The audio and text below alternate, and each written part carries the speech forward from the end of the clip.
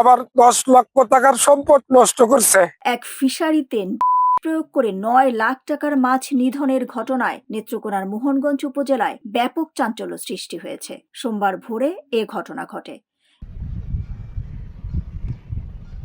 এ ঘটনার পর ফিশারি মালিক বানিহারি গ্রামের মোহাম্মদ শহীদুল ইসলাম এ ঘটনায় মোহনগঞ্জ থানায় একটি লিখিত অভিযোগ দায়ের করেছেন। অভিযোগের বিষয়টি নিশ্চিত করেছেন মোহনগঞ্জ থানার ভারপ্রাপ্ত কর্মকর্তা মোহাম্মদ হাফিজুল ইসলাম হারুন। ফিশারি মালিক মোহাম্মদ শহীদুল ইসলাম জানান, রাতে ফিশারির সবকিছু স্বাভাবিক দেখে বাড়িতে ফিরলেও পরের দিন ভোরে তার কর্মচারীদের মাধ্যমে জানতে পারেন তার ফিশারির অধিকাংশ মাছ মৃত অবস্থায় পানিতে ভাসছে। এতে তার আনুমানিক 8 থেকে 9 লাখ টাকার ক্ষতি হয়েছে বলে দাবি করেন তিনি।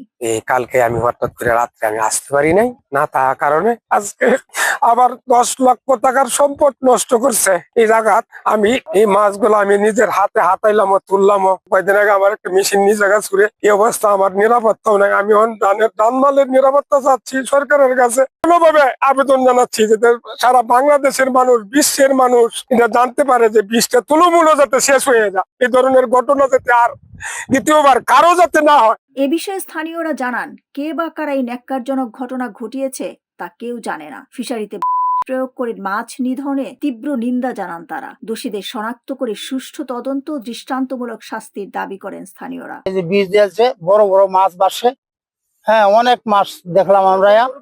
এখন এটার সঠিক বিচার চাই আমরা, যেই করে তাও সঠিক বিচার চাই।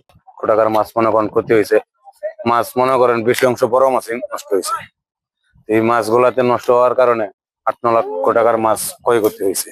এ বিষয়ে মোহনগঞ্জ থানার ভারপ্রাপ্ত কর্মকর্তা মোহাম্মদ হাফিজুল ইসলাম হারুন বলেন, অভিযোগ গ্রহণ করা হয়েছে, বিষয়টি তদন্ত করে প্রয়োজনীয় আইনগত ব্যবস্থা গ্রহণ করা হবে।